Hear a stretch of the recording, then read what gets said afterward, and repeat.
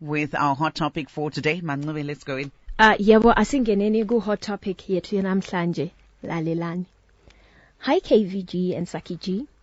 I am a lady aged 30 years and need your help. Tinogara 4 families pambapa tinoroja.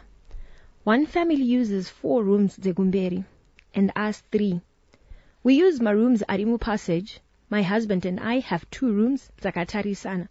And the other 2 rooms shandiswane a bachelor. Imwe yacho gogo ne mwana wavo ane mwana mkomana who is 9 years old. So nyaya yangu iripakuti. When we moved in Pamba up, we immediately noticed kuti zvinhu hazvisiwe panze. Small things like soap towels, zvisukiso, zvaingoshaika.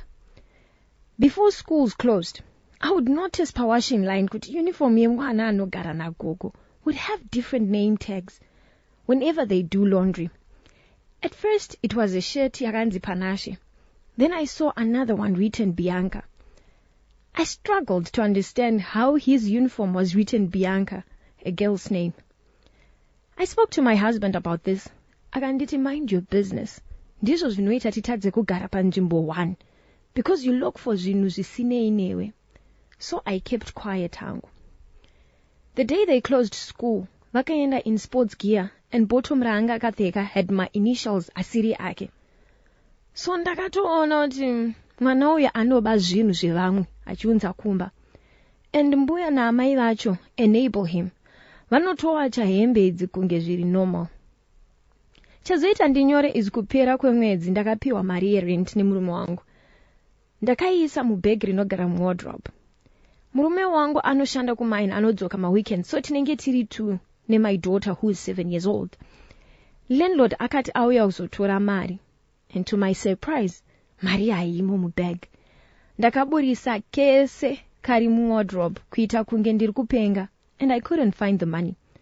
I asked mwana kuti ndiani ambopinda mumba, and she said zita remuzukuru wagogo. So I confronted them, vakandirambira. I took the opportunity and asked Gogo about hembe dzemwana with different names. Vakati havazvizive. She shouted at me, nezvinyadzi, saying watishora kuti tiri mbavha. When I asked mwana uyu kuti wakambopinda mumba mangu here, he refused, saying, I don't play with girls. Of which handizvo zvandakabvunza. I'm convinced they stole the $100. Is there a way I can report these 2 adults for grooming mwana kuita chitsotsi? I'm also thinking kuti when schools open, ndinomangara everything that I've been seeing. My uniform akabiwa, I even took pictures as evidence. Munoiona sei nyaya yangu, KVG.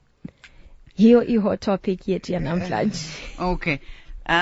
Munoiona sei vedar nyaya maita basa Manube 0772162651.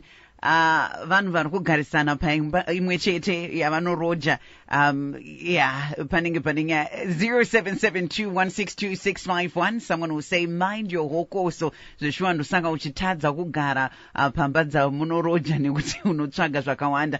0772162651. She's saying she would want to take this up and report this issue.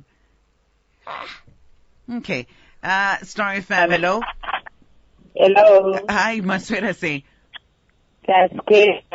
Ini ndinoona sekuti mudzimai uyu iye pane statement rataurwa nemurume wake ndionoita kuti tisagara pese patinoenda kunopinda mubhizinesi revanhu vabereki. Munhu atori nepfungwa yekutofunga otherwise $100 utombobirwa akatoitisa zvimwe zvinhu. Guys, atanga mari zveshuwa kuishaya akashaya. Nyaya yake edu tinogona kuti adismisa ake zvekumba kwevanhu, but panyaya yemari guys angatinyorere mari anayo here akaishandisa guys. Mwana wake akamubirawo because avo vane nyaya dzekumba kwavo, but hai she seems to be someone anopinda mubusiness revamwe a lot. Thank you so much for that. Anzurkunyanya kupinda business dzevamwe.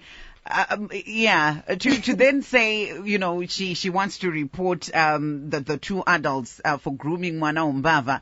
obviously yes, it's a red flag when you see kuti mwana zveshuwa panoiswa hembe pawashing line dzine matags asiriwo. Nhasi rine tag rakanzi Panashe, mangwana rakanzi Sakile, mangwana rumwe rikuya rakanzi KVG. Obviously yes, as a parent you would be concerned kuti but kochi chiri kuitika. Alarming. But to then take it up, I don't know if it's a place to then take it up kuti aroda kunova reporter, because she's saying is there a way that I can report these two adults for grooming, right? Mwana akuita chitsotsi.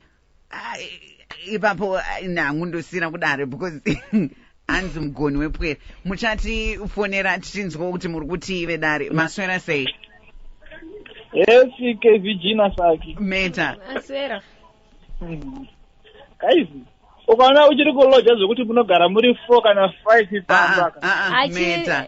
Ndinokudonedzai because ndinokudonedzai. Ndoza ndichiri kuitawo ini. All right. Ndoza ndichiri kuitawo. Okay. Andina right yekuti mimi ndikabirwa ndoda kutonomhangara ndotonopomeleza kubirwa kwangu ndotonoenda kumapurisa. Andina mari ndinonoja. Urombo hwangu hwo kuti ndiri kugara T5 tisori wangu ndotomboda uri kundizwa. Asi handina right yekunoda kunoripota kana kuda kupomeleza. Sure murume ane kodzero yekuudza kuti munhu. That's why tikuramba tichingotendera unopedza dzimba dzese tichitsvaga kuda kugara pari perfect. Alright, Meta, ndazvinzwa. Meta, wangona kudhipisa ipapa tavadzora. 0772162651. This one says, no guys, this lady should go to the school inoenda mwana uyu. That's a big red flag. Another one also coming in, ngaende kuchikoro and report about the uniforms. Then about Mari, hapana evidence iri enough so ngasiyane nazvo. This one also coming in on our WhatsApp platform says that there is a case to answer there. If mwana is coming kumba aine hembe dzakasiyana, I think it needs to be reported.